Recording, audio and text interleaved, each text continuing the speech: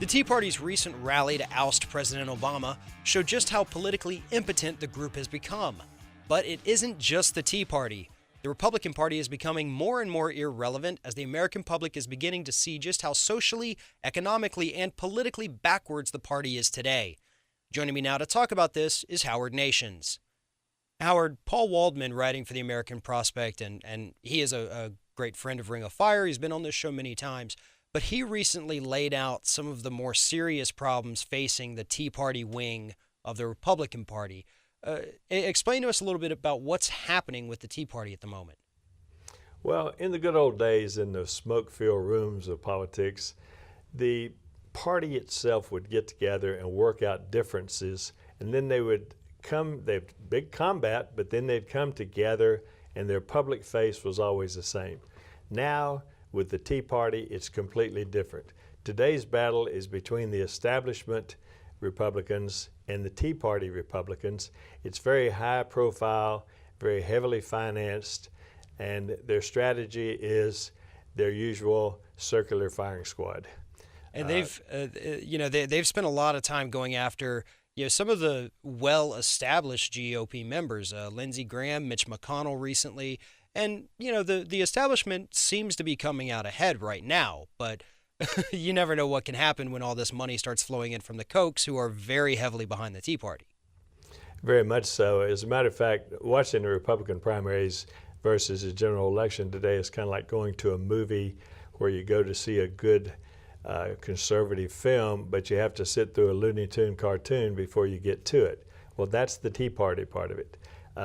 There's so much unrest in the hinterlands right now that they're attacking their own. They've turned against Marco Rubio. Most recently, the South Carolina Charleston County Republican Committee censured Senator Lindsey Graham, their sitting Republican senator. The reason they censured him, he's not conservative enough. Can you imagine that meeting where they call to order the Tea Party? They say, okay, who can we hate today? What legislation can we block? Well, there's not any. Obamacare is not going to get repealed. There's no serious Democratic candidates in South Carolina to vilify. The birther issue has been preempted by Trump. Benghazi and Hillary have been copyrighted by Fox News and the national Republican candidates. Any ideas? Yeah, I saw that social liberal Graham mingling with a bunch of Democratic senators right there on the floor of the Senate. That's good enough, less censoring. So they pledge allegiance to Ted Cruz and the Second Amendment, and the meeting's adjourned. That's fairly typical Tea Party meeting today.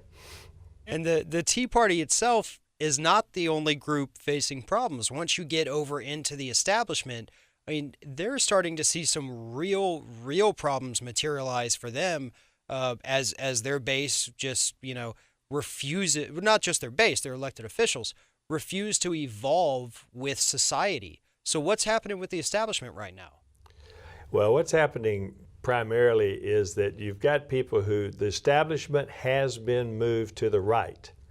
The establishment is the Speaker of the House, but the Speaker of the House, with only 70 Tea Party members in the House out of 435, can't control that contingent. So they have forced him to move to the right. They've moved the entire establishment to the right. As the entire establishment moves to the right, they lose contact with the general public. They lose contact with the trending in social and economic issues today. So the whole issue of the Tea Party, are they successful? They define success as shutting down the government completely. But are they successful? Yes, they're successful because they have dragged the establishment Republicans so far to the right that they can't win a general election.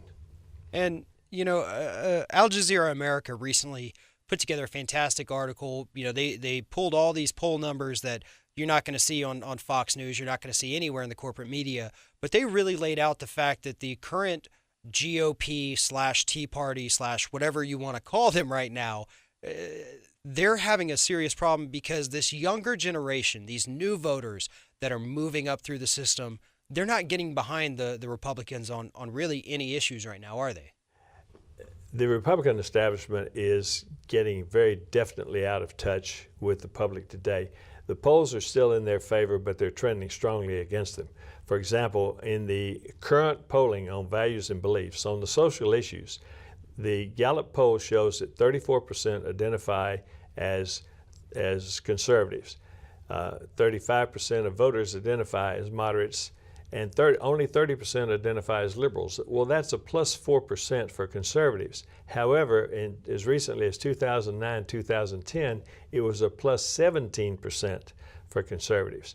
The Republicans since 2009 have remained the same. However, the Democrats have become more liberal, especially on matters such as same-sex marriage and legal marijuana.